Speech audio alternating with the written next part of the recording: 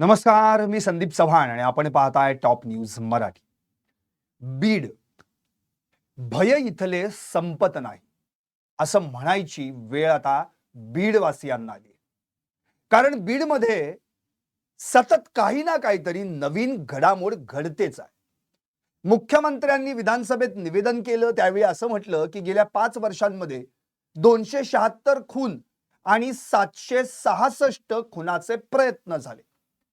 पण आज बीडमध्ये पुन्हा एक आणखी खून झाला. माजलगावमध्ये एका भाजप कार्यकर्त्याची दिवसाढवळ्या धारदार शस्त्रानं हत्या करण्यात आली.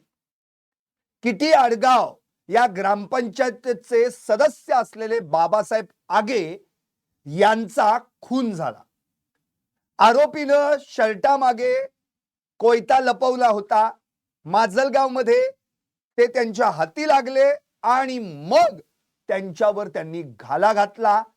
त्यांचा जागीच मृत्यू झाला आणि एवढं झाल्यानंतर हा आरोपी स्वतःहून पोलिसांना शरण गेला. म्हणजे बीडची परिस्थिती अशी आहे की कायदा आणि सुव्यवस्था आणि बीड जिल्हा यांचा काही संबंध आहे का नाही हा प्रश्न पडलेला आहे.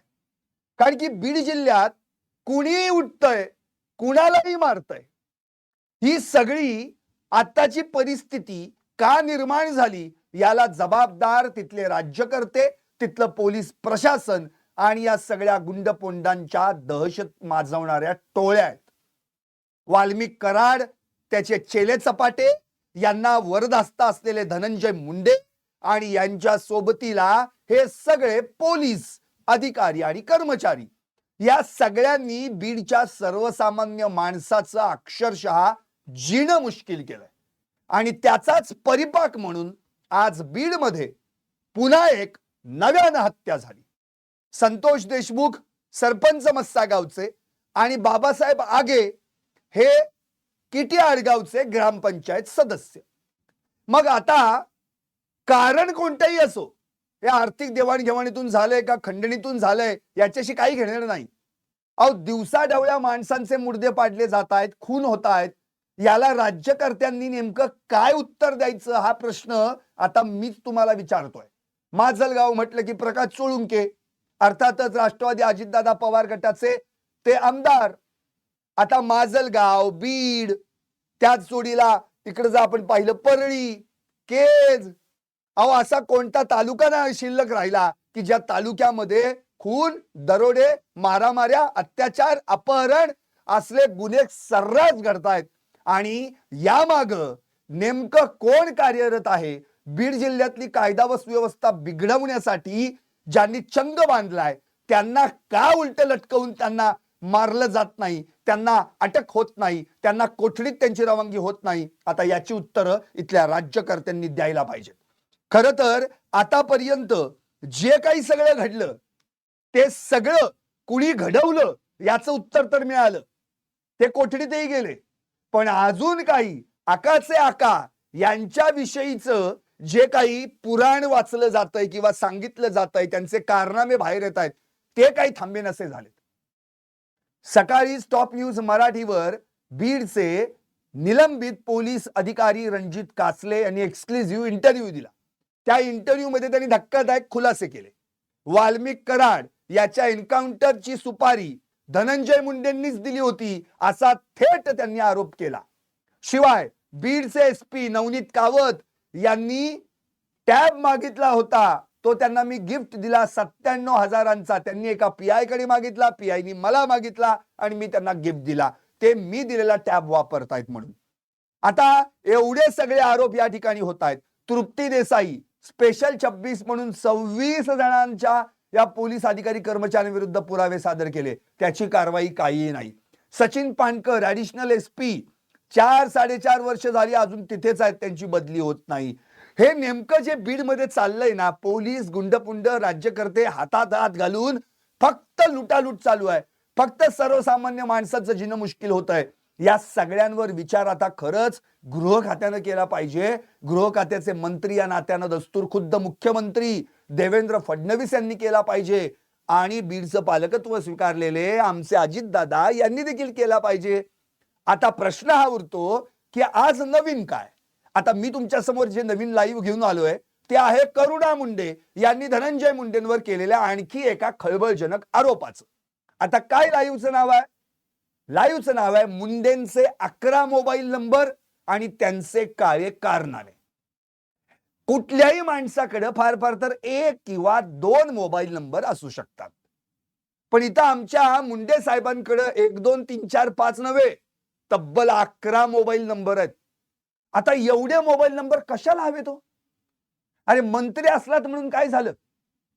मग करुणा मुंडेंनी असं म्हटलं की त्यांच्याकडे असलेले 11 मोबाईल नंबर याचा वापर त्यांना जे काळी कामं करायची आहेत ना त्यासाठी केला जातो आणि याच मोबाईल वरून अनेक जणांशी त्यांचे लागे बांधे संबंध जोडले गेलेले आहेत. म्हणून करुणा मुंडेंनी थेट मागणी केली आहे गृहमंत्र्यांकडे की तुम्हाला जर हे 11 नंबर माहित नसतील तर मी स्वतःहून तुम्हाला 11च्या 11 नंबर देते, त्यातले सीडीआर तपासा, व्हॉट्सअप मेसेज चेक करा. आता आणखी काय बोलायचं? कारण रणजित कासले पोलीस अधिकारी भले त्यांनी सुरुवातीचे काही व्हिडिओज दारू प्राशन करून मद्यप्राशन करून टाकले, नंतर ते स्वतःहूनच बोलले मी जी काही दारू पिऊन केले व्हिडिओ ते अर्थात काही तुम्हाला ते योग्य वाटले नसतील किंवा मी दारू पिऊन खरं बोललोय असं सांगून सुद्धा तुम्हाला ते खोटं वाटत असेल, पण नंतर त्यांचे जे शुद्धीत आलेले व्हिडिओ होते त्या व्हिडिओंकडे तरी किमान आपण लक्ष द्यायला पाहिजे. एकामागून एक त्यांनी खळबळजनक आरोपांची मालिका सुरू केली आणि एक असा आरोप केला जो आरोप आज अख्ख्या महाराष्ट्रात त्याची चर्चा होतीये, तो म्हणजे वाल्मिक कराड याच्या एन्काउंटरची आणि सुपारी दिली धनंजय मुंडेंनी. आता हा आरोप रणजित कासले यांनी केल्यानंतर याची चौकशी का नको व्हायला? कारण स्वतः संजय राऊत म्हणालेले आहेत वाल्मिक कराडचं काम झालं की करा बाजूला द्या फेकून. त्यामुळं वाल्मिक कराडची एन्काउंटरची सुपारी दिली जाऊ शकते. त्यामुळे रणजित कासले याच्या आरोपाची चौकशी करणं अत्यंत गरजेचं आहे आणि ही चौकशी झाल्याशिवाय नेमकं या प्रकरणात काय चाललंय हे कळणार नाही. आता याच्यावर करुणा मुंडेंना जेव्हा विचारण्यात आलं की तुमचं म्हणणं काय आहे, तुम्हाला याच्याबद्दल काय सांगायचंय, तेव्हा त्यांनी असे काही खळबळजनक आरोप केले ते अक्षरशः धक्कादायक आहे. त्यामध्ये त्यांनी पहिल्यांदा स्पष्ट केलं धनंजय मुंडे यांच्याकडे 11 मोबाईल नंबर आहेत. हे 11 मोबाईल नंबर ऍक्टिव्ह आहेत. कधीही या 11 मोबाईल नंबरचे सीडीआर आणि व्हॉट्सअप मेसेजेस तपासून पहा. मी त्यांची बायको असल्यानं त्यांच्यासोबत राहिली असल्यानं मला त्यांनी या मोबाईल वरून कधीतरी मध्ये आधे फोन केलेले आहेत. त्यामुळे माझ्याकडे ते नंबर्स आहेत. मी स्वतःहून नंबर आणून देते, फक्त तुम्ही आता त्यातले सीडीआर तपासायला हवेत. बरेचसे आरोप त्यांनी या ठिकाणी केलेले आहेत. यामध्ये पहिल्यांदा त्यांनी रणजित कासले यांच्याबाबत सांगितलंय. रणजित कासले यांनी जे काही आरोप केलेले आहेत त्या आरोपांमध्ये तथ्य आहे का नाही याची चौकशी कोणी करायची? आता त्यांच्यावर अॅट्रॉसिटीचा गुन्हा दाखल झालाय. हा गुन्हा कुणाच्या दबावापोटी पोलिसांनी त्यांच्यावर दाखल केलाय का याची देखील चौकशी व्हायला पाहिजे. कारण ज्या वेळी पोलिसांनी आवाज उठवला आपल्या खात्याच्या विरोधात किंवा आणखी राजकारण्यांविरोधात, तेव्हा त्याचा आवाज दाबला जाण्याची शक्यता जास्त असते आणि तो दाबला गेल्याचा प्रयत्न देखील होतो. काही बिचारे आत्महत्या करतात, काही जण नोकरी सोडून देतात, काही जण घरी बसतात, काही जण घाबरतात. पण रणजित कासले सारख्या व्यक्तीनं हे आरोप सस्पेंड झाल्यानंतर बिनधास्तपणे करायला सुरुवात केली आहे, म्हणजे काहीतरी त्यामध्ये तथ्य असलं पाहिजे असं करुणा मुंडे यांनी म्हटलेलं आहे. त्यामुळं कदाचित रणजित कासले यांनी जी आता काही त्यांचं डोकं गरम झालं आणि ते एक एक आरोप करतायत त्यातले काही आरोप काही अंशी खरे देखील असतील. त्यामुळे त्याची चौकशी होणं गरजेचं आहे असं त्यांचं म्हणणं आहे. किमान यामुळे तरी गृह खात्याकडून पोलिसांमध्ये जे काही आलबेल असं आपण म्हणतो ते कसं आलबेल नाही याची उत्तरं मिळतील आणि कोण चांगलं आहे, कोण वाईट आहे, कोण अन्यायाला साथ देत आहे, कोण न्यायाच्या बाजूने आहे याची सगळी उत्तरं मिळतील असं करुणा मुंडे यांनी म्हटलेलं आहे. आता त्यांनी आणखी बरेचसे आरोप केलेत. त्यामध्ये वाल्मिक कराड याची एन्काउंटरची सुपारी धनंजय मुंडे यांनी दिली असं रणजित कासले यांनी म्हटलंय. तुमचं त्याच्यावर काय मत आहे? त्यावर त्या म्हणाल्या होत्या की असू पण शकतं, कारण धनंजय मुंडेंची सगळी अंडी पिल्ली, त्यांची सगळी कुंडली ही या वाल्मिक कराडकडे आहे. त्यामुळे उद्या वाल्मिक कराडच्या तोंडातून त्यांचं नाव निघू नये म्हणून वाल्मिक कराडलाच संपवण्याचा विचार धनंजय मुंडे करू शकतात. तृप्ती देसाई यांनी देखील याबाबत आपली भूमिका अशाच पद्धतीने स्पष्ट केली. त्यामुळं धनंजय मुंडे यांची जी कुंडली वाल्मिक कराडकडे आहे ती त्याच्या हातात असल्यानं धनंजय मुंडे 5 कोटीच काय 100 कोटी सुद्धा एन्काउंटरसाठी देऊ शकतात असा आरोप करुणा मुंडे यांनी केलाय. आता आणखी त्यांनी एक महत्वाचा मुद्दा असा मांडलाय, तो म्हणजे मुंडेंचे अनेक पुरावे कराडकडे आहेत आणि त्यामुळेच कदाचित ही सुपारी दिली गेली असावी. हत्येमध्ये मुंडेंचा हात आहे का नाही हे मी स्पष्टपणे सांगू शकत नाही. संतोष देशमुख यांच्या हत्या प्रकरणामध्ये धनंजय मुंडेंचा सहभाग आहे का याबाबत माझ्याकडे कोणताही पुरावा नाही आणि मी पुरावा असल्याशिवाय बोलत नाही असं त्यांनी स्पष्टपणे म्हटलं. त्यांनी एवढंही म्हटलं की जसं धनंजय मुंडेंची कुंडली वाल्मिक कराडकडे आहे तशीच धनंजय मुंडेंकडे इतरांची पण अनेकांचीच कुंडली आहे. त्यामुळे ते देखील शांत आणि गप्प बसलेले आहेत. त्यामुळे करायचं काय हा प्रश्न सगळा पडलेला आहे.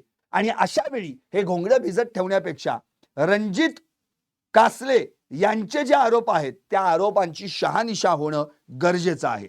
खरं तर गृह खातं पोलिसांचा बळी देत नाही अशा पद्धतीनं कासले यांना पण न्याय द्यायला हवा अशी देखील मागणी या ठिकाणी त्यांनी केली आहे. एवढंच नव्हे तर कासलेंना प्रोटेक्शन सुद्धा देण्यात यावं असं देखील करुणा मुंडे यांनी म्हटलेलं आहे.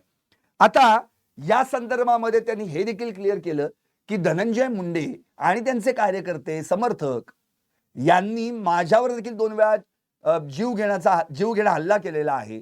मला 2 वेळा तुरुंगात टाकलेला आहे. माझ्या बाबतीत जर ते करू शकतात तर यांच्या बाबतीत का करू शकणार नाहीत. त्यामुळे पहिल्यांदा त्यांना प्रोटेक्शन द्यायला पाहिजे. आणखी एक सगळ्यात महत्वाचा मुद्दा त्यांनी जो मांडलेला आहे तो म्हणजे मुळातच मुंडेंची सातपुडा बंगल्यावर काही पवन ज्या काही चक्की कंपनी आहेत, पवन चक्की कंपनी किंवा आपण ज्याला म्हणू की विंड एनर्जी मिल आहेत, त्यांच्या अधिकाऱ्यांशी देखील बैठक झाली होती असं सुरेश धस यांनी याच्या आधी देखील म्हटलेलं आहे. तर तिथले फुटेजेस का शोधले जात नाहीत, त्या संदर्भातले सीडीआर व्हॉट्सअप मेसेजेस का चेक केले जात नाहीत, तर त्याची देखील चौकशी होणं गरजेचं आहे.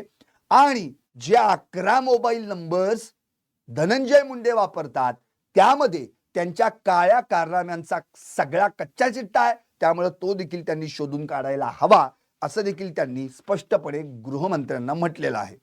आता यामध्ये आणखी एक महत्वाचा मुद्दा म्हणजे या सगळ्या प्रकरणामध्ये जर धनंजय मुंडे यांनी वाल्मिक कराड याच्या एन्काउंटरची सुपारी रणजित कासले किंवा तत्सम एखाद्या अधिकाऱ्याला दिली असेल तर याच्यातून फायदा कुणाला आहे. खरं म्हणजे या 3 गोष्टी मी तुमच्याशी शेअर करणार आहे आणि त्याच्यावर आपण चर्चा करणार आहोत. वाल्मिक कराड याचं तोंड बंद केल्यास, त्याचा आवाज बंद केल्यास फायदा कुणाला. त्या 3 प्रकारची माणसं आहेत. पहिला मुंडे, धनंजय मुंडे. दुसरा जे पोलीस कराडच्या मर्जीतले आहेत आणि तिसरा या संतोष देशमुख हत्या प्रकरणातील सह आरोपी. आता हे कसं याचं गणित मी तुम्हाला समजावून सांगतो. धनंजय मुंडे, वाल्मिक कराड आणि धनंजय मुंडे म्हणजे एकाच नाण्याच्या 2 बाजू. बीड किंवा परळी म्हटलं की धनंजय मुंडे आणि वाल्मिक कराड हे एक समीकरणच तयार झालेलं आहे. गेली 20-22 वर्षांपासूनची त्यांची मैत्री. मग ते भाजपमध्ये होते तेव्हाही मित्र होते आणि आता राष्ट्रवादीमध्ये तेव्हाही मित्र आहेत. दोघांनीही एकमेकांसाठी खूप काही केलेलं आहे.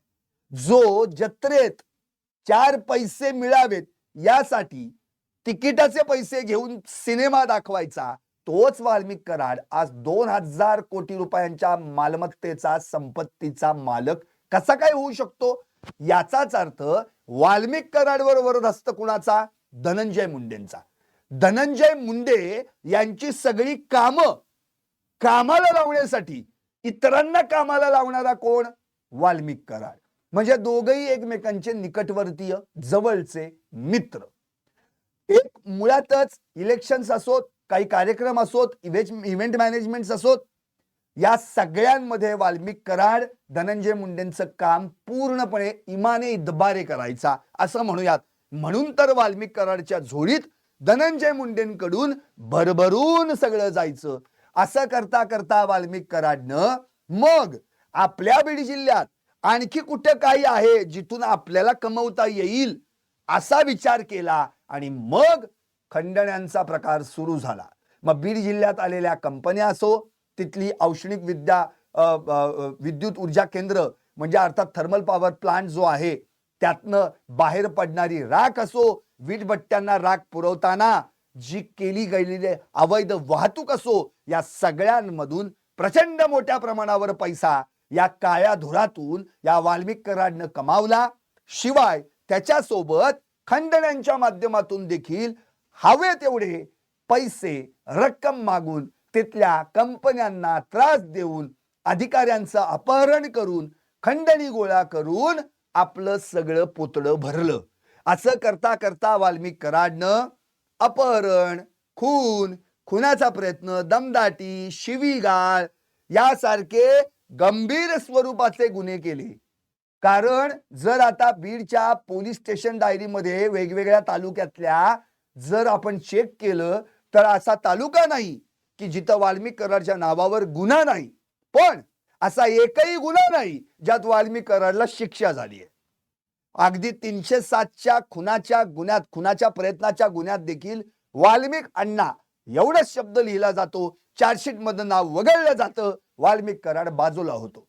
आता वाल्मिक कराडनं जेल बघितलंय ना ते संतोष देशमुख हत्या प्रकरणामुळे. आता तिथं देखील त्याची दहशत सुरू झालेली आहे. VIP ट्रीटमेंट मिळते ते वेगळीच. आता हे एवढं सगळं चालू असताना या वाल्मिक कराडनं जी काही संपत्ती माया गोळा केली याच्या मागे किंवा याच्या मागची ताकद अर्थातच राजकीय वरदस्त असल्याशिवाय होऊ शकत नाही. जो मी मगाशीच म्हटल्याप्रमाणे अगदी सिनेमा दाखवून पोट भरणारा, जत्रेत सिनेमा दाखवून पोट भरणारा ही व्यक्ती नंतर पुढे त्याच परळी तालुक्यामध्ये नगरसेवक बनते, एका वॉर्डची उपनगराध्यक्ष बनते, नंतर परळीचा प्रभारी नगराध्यक्ष बनते, मुंडेंच्या किंवा त्यांच्या कुटुंबियातील व्यक्तींच्या नावे असलेल्या कंपनीवर संचालक म्हणून जाते. यासोबतच अत्यंत महत्वाची योजना मुख्यमंत्री लाडकी बहीण योजना, त्या योजनेचा परळीचा तालुकाध्यक्ष काय होतो, या सगळ्या गोष्टी जर पाहिल्या आपण तर प्रत्येक वेळी याला कोणी पुश केलं, या वाल्मिक कराडला पुश करण्यामागे निश्चितपणे धनंजय मुंडेंचा सहभाग आहे. आणि धनंजय मुंडेंना इलेक्शन मधून आणखी बाकीचे काही कामं असतील त्यामध्ये त्यांना मदत करण्यासाठी या वाल्मिक कराडनं पुश केलंय. म्हणजे हे दोघंही हातात हात घालून एकमेकांसाठी काम करत राहिले. सर्वसामान्य जनतेचा विचार केला गेला नाही. शेवटी याच प्रकरणामध्ये पैसा, लोभ, हव्यास इतका काही वाढला की खंडणीच्या आड येणाऱ्या व्यक्तीलाच यांनी हाल हाल करून संपवलं. आणि ज्या संतोष देशमुखांना याच पठ्ठ्यानं मारलं त्याच संतोष देशमुखांबद्दल हा शरण येण्यापूर्वी एक शब्द उच्चारतो की संतोष भैया यांच्या मारेकऱ्यांना फाशी व्हावी. संतोष भैया ज्या व्यक्तीला 19 दिवसांपूर्वी यानं हालहाल करून मारलं, कट शिजवला, त्या व्यक्तीबद्दल काय प्रेम दाखवलं या व्यक्तीने. भैया, अरे या तुझ्या गुणांमुळेच कळालं की तू काय करून सुद्धा मी कसं केलं नाही हे दाखवत होतास, म्हणून मी नाही त्यातला आणि दरवाजा ढकल आतला, अशी या वाल्मिक कराडची परिस्थिती. आणि त्याने पोचलेल्या मग या सगळ्या टोळ्या, हे सगळे गुंडपुंड, ते विष्णू चाटे, तो सुदर्शन घुले, प्रतीक घुले, सुधीर सांगळे, जयराम चाटे, महेश केदार, तो कृष्णा आंधळे, ही सगळी गँग तयार झाली. आजच एक कबुली जबाब देखील बाहेर आलेला आहे. हा कबुली जबाब आहे गोपनीय साक्षीदार क्रमांक 5, संतोष देशमुख हत्या प्रकरणातला हा गोपनीय साक्षीदार यांनी स्पष्टपणे म्हटलेलं आहे की या प्रकरणामध्ये जे सुदर्शन घुले, प्रतीक घुले, सुधीर सांगळे हे जे आरोपी आहेत यांना मी ओळखतो आणि चांगलं ओळखतो. सुदर्शन घुले हा गंगा माऊली साखर कारखान्यावर मुकादम म्हणून काम करतो. तो सुधीर सांगळे त्याच गंगा माऊली साखर कारखान्या शेजारी त्याचं हॉटेल आहे आणि तो प्रतीक घुले रिक्षा चालक आहे.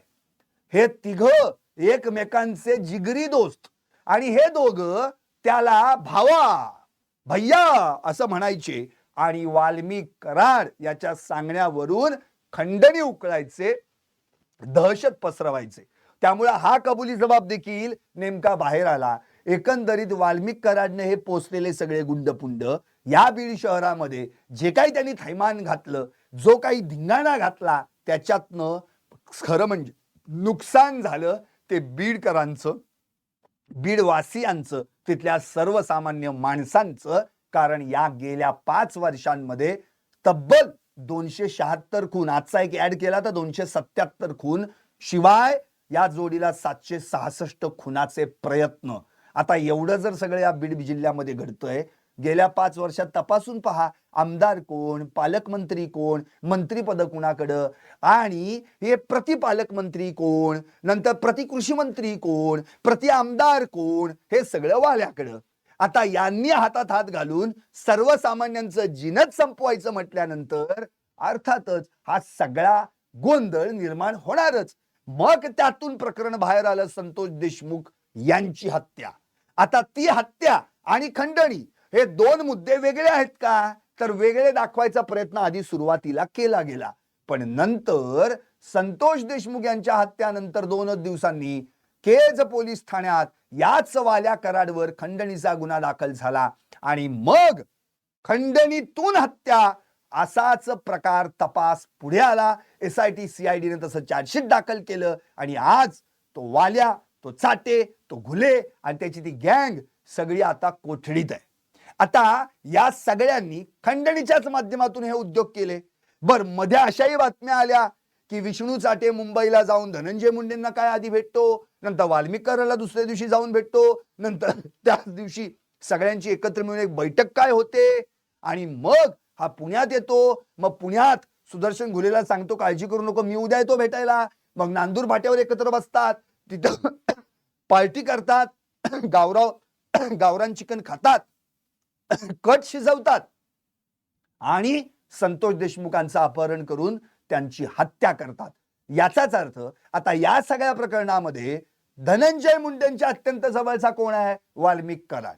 हे प्रकरण सुदर्शन घुले आणि तिथून सुरू झालं असतं तर धनंजय मुंडेंचा या प्रकरणामध्ये नाव सुद्धा आलं नसतं. पण आता वाल्मिक कराडमुळं जो त्यांचा निकटवर्ती आहे त्याचंच नाव पुढे आल्यानं धनंजय मुंडेंना या वाल्याच्या नादी लागल्यानं मंत्रीपदाचा राजीनामा द्यावा लागला आणि आता आमदारकी पण धोक्यात आहे अशी परिस्थिती आहे. म्हणजेच ज्या वाल्याला साथ देऊन या धनंजय मुंडेंनी एवढं सगळं साम्राज्य आपलं वाढवण्याचा प्रयत्न केला, त्याच धनंजय मुंडेंना आज त्याच वाल्याच्या संगतीमुळं आपली राजकीय कारकीर्द उतरणीला लावायला लागली, घसरणीला लागली, अशी परिस्थिती त्यांच्यावर उद्भवलेली आहे. आता तर त्यांच्यावर रणजित कासलेंनी थेट त्या वाल्या कराडचाच एन्काउंटरची सुपारी दिल्याचा आरोप केला. आता धनंजय मुंडे वाल्मिक कराडची सुपारी देऊ शकतात का, याची कारण काय असू शकतात, तर मगाशी करुणा मुंडे यांनी सांगितल्याप्रमाणे मुळातच धनंजय मुंडेंची कुंडली ही वाल्मिक कराडकडे आहे. धनंजय मुंडेंचे सगळे काळे कारनामे वाल्मिक कराडला माहिती आहेत. त्यामुळं उद्या जर वाल्मिक कराडच्या तोंडून आपलं नाव आलं तर अवघड होऊन बसू शकतं. म्हणून अशा वेळी त्यालाच जर संपवण्याचा प्रकार केला, त्यालाच संपवला तर विषयच सगळा संपतोय. तृप्ती देसाई यांनी हेच म्हटलेलं आहे. धनंजय मुंडे त्यांचे लोक, धनंजय मुंडे त्यांचा गट आणि धनंजय मुंडे वाल्मिक कराडला संपवू शकतात. आता ते कसं तेही त्यांनी क्लिअर केलंय. एक तर त्या वाल्याला स्लीप ॲपनियाचा आजार आहे. म्हणजे काय, झोपेत घोरण्याचा. दुसऱ्यांच्या झोपा उडवल्या दहशत निर्माण करून आणि आता स्वतःला घोरण्याचा आजार आहे झोपेत. आता असा आजार असल्यावर कधी श्वास आधीमधी बंद पडू शकतो. त्याला मशीन बिशीन पण दिले, एक 24 तास माणूस. आता अशा माणसाचा जर झोपेतच मृत्यू झाला आणि तो सध्या कोठडीत, तर सांगायला उद्या सगळे तयार आहेत. काय नाही की कोठडीतच तो मृतावस्थेत आढळला, विषय क्लोज. त्यामुळं वाल्मिक कराडलाच बाजूला केला तर आपण सेफ होऊ. त्यामुळं वाल्मिक कराडची एन्काउंटरची सुपारी धनंजय मुंडेंनी दिली का, असा प्रश्न उपस्थित होत असतानाच रणजित कासले यांनी हा खळबळजनक आरोप केला की होय, त्यांनी ही खंडणीची त्यांनी ही एन्काउंटरची सुपारी दिली. त्यासाठी त्यांनी एवढंही म्हटलं की महाराष्ट्र सरकारकडून एक टीम आली, 2 IAS, एक IPS, मंत्रालयातील अधिकारी, हे सगळे तिथं आले आणि मी मात्र म्हटलं की माफ करा, माझ्याकडनं हे पाप होणार नाही. आता धनंजय मुंडे आणि त्या सगळ्या संदर्भातला वाल्मिक कराडचा काही कनेक्शनचा भाग आहे, तो पोलीस तपासात आणखी पुढे येईल का, हा नंतरचा मुद्दा. पुढे पोलीस आणि वाल्मिक कराड हे फार मोठं समीकरण आहे. ज्यावेळी वाल्मिक कराडचं नाव या प्रकरणात आलं तेव्हापासून वाल्मिक कराड पोलीस प्रशासन त्याच्या खिशात घेऊन फिरत होता, असे अनेक किस्से आणि कारनामे बाहेर येऊ लागले. प्रत्येक पोलीस स्टेशनला वाल्याच्या मर्जीतली अधिकारी आणि कर्मचारी आहेतच. एकाच जागी 10 वर्ष, 15 वर्ष, 4 वर्ष, 5 वर्ष चिरीमरी दिली, काही कामं झाली की झालं. कोण येणार, कुणाची बदली करायची, कोण जाणार, कुणाला ठेवायचं, सगळं वाल्मिक कराडच ठरवत होता आणि त्याच्याच मर्जीनं सगळी पोलीस स्टेशन्स व्यापली गेली. मग केज, अंबेजोगाई, परळी, तिकडं आणखी माझं आणखी काही जे सगळे बीड मधले जे काही असतील ते तालुके, या माध्यमातून या सगळ्या प्रकारात वाल्मिक कराडनं पोलीस स्टेशन मध्ये सुद्धा आपला दरारा बसवला. आपल्याला आठवत असेल, वैभवीचं एक स्टेटमेंट आहे, संतोष देशमुख यांची मुलगी, ती अशी म्हणाली होती की गुन्हा दाखल करायचा का नाही हे देखील वाल्या सांगतो आणि मग पोलीस ठरवतात. आपल्याला तर स्पष्ट माहिती आहे त्या दिवशी घडलेलं. संतोष देशमुख यांच्या अपहरणाच्या वेळी प्रत्यक्षदर्शी साक्षीदार असलेला त्यांचा आतेभाऊ म्हणजेच शिवराज देशमुख, ज्याला संतोष देशमुख बंटू म्हणायचे, ते स्वतः जेव्हा पोलीस स्टेशनला गेले, केज पोलीस ठाण्यात तक्रार नोंदवायला, त्यावेळी त्यांना 3.5 तास खेळवलं. पोलिसांनी टाइमपास केला. काय की कायदा बदललेला आहे, तक्रार कशी हळूहळू लिहायची असते, आता पुस्तक बघून कलम लिहावी लागतात, असं म्हणून त्यांना 3.5 तास त्यावेळी त्यांची फिर्याद नोंदवून घेतली नाही. आता त्या पोलीस ठाण्यात असलेले पोलीस अधिकारी, कर्मचारी यांनी त्यांची तक्रार का घेतली नाही, याचाच अर्थ जे काही आधी कट शिजलेला आहे तो कट, ते प्री प्लॅनिंग या सगळ्यांना माहित होतं आणि जो तो आपापला रोल निभावत होता. अपहरण झालं माहितीये, अपहरण होणार हेही माहितीये, पुढे हत्या होणार हेही माहितीये, पण यांनी केवळ टाइमपास केला, याच्या पलीकडे काही नाही. आणि यात हकनाक बळी गेला तो संतोष देशमुख या सेवाभावी सरपंचाचा. आता या सगळ्या प्रकरणात केवळ संतोष देशमुख प्रकरण नाही, बाकीचं बरंच आहे. खंडणी, दमदाटी, शिवीगाळ, खुनाचा प्रयत्न, असे कितीतरी गुन्हे या बीडमध्ये घडलेले आहेत. त्यात वाल्यांनी फोन करायचा, आपला माणूस आहे सोडून द्या, किंवा मग खोट्या केसेस दाखल करण्यासाठी याला आत घ्या, याच्यावर गुन्हा दाखल करा, असं करत करत त्याचे पोलीस आणि या दोघांनी मिळून सर्वसामान्यांना वेठीस धरलं आणि मग आर्थिक देवाण घेवाण यांच्यात सगळी सुरूच.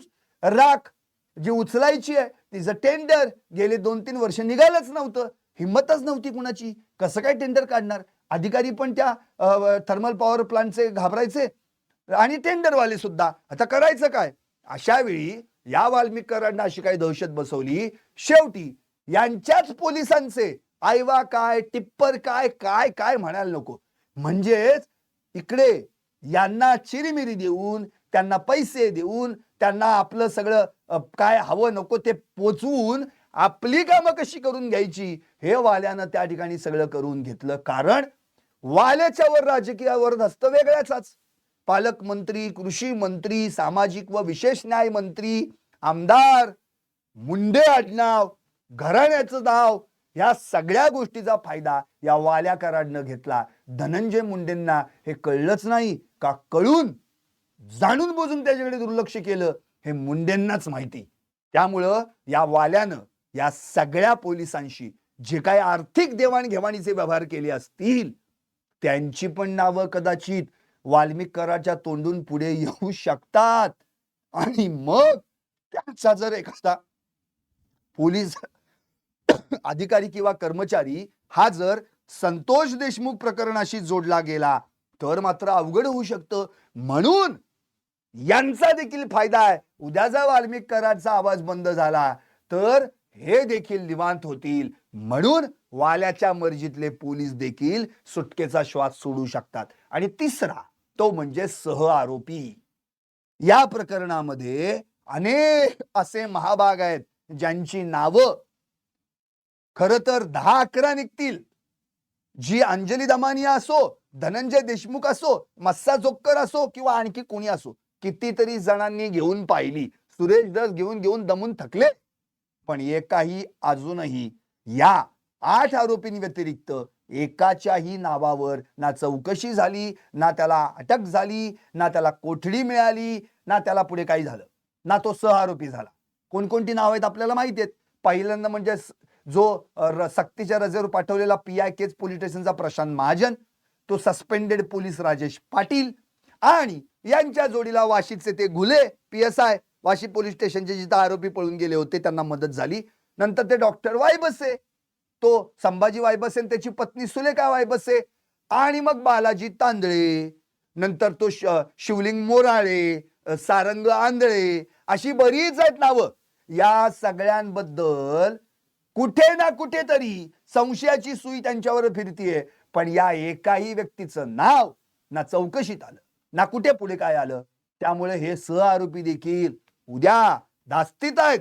वाल्मिक कराच्या तोंडून जर आमचं एखाद्याचं नाव पुढे आलं तर अवघड होईल. म्हणून उद्या जर वाल्याचं काय झालं तर आम्ही देखील सुटकेचा श्वास सोडू. म्हणजे एक वाल्मिक कराड ज्याचा आवाज बंद झाला तर मुंडे, आर्थिक व्यवहार आणि मर्जीतले पोलीस अधिकारी कर्मचारी आणि या संतोष देशमुख हत्या प्रकरणातील सहआरोपी हे सगळे नामानिराळे राहू शकतात, यांचा फायदा होऊ शकतो. म्हणून करुणा मुंडे यांनी जे म्हटलेलं आहे त्याच्यात तथ्य आहे की रणजित कासले यांच्या आरोपांची चौकशी व्हायला पाहिजे. हे एन्काउंटर जे प्रकरण आहे त्याच्या शेवटपर्यंत मुळापर्यंत जायला पाहिजे आणि त्यासाठी मदत करतील ते धनंजय मुंडेंचे हे 11 मोबाईल्स, ज्यात त्यांच्या काळ्या कारनाम्यांचा कच्चा चिट्टा आहे.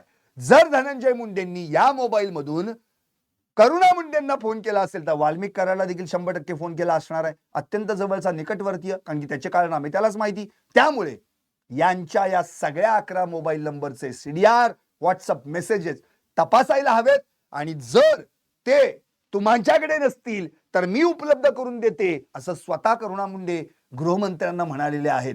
आता गृहमंत्री म्हणजेच दस्तूरखुद्द मुख्यमंत्री देवेंद्र फडणवीस या गोष्टीवर नेमका काय निर्णय घेणार आहेत, चौकशी होणार आहे का, रणजित कासले यांच्या आरोपांमध्ये तथ्य आहे का नाही हे शोधून काढण्यासाठी सरकार पुढे पावलं टाकणार आहे का, या सगळ्याच गोष्टींची उत्तरं निश्चितच भविष्यात काय मिळणार आहेत हेच पाहावं लागणार आहे.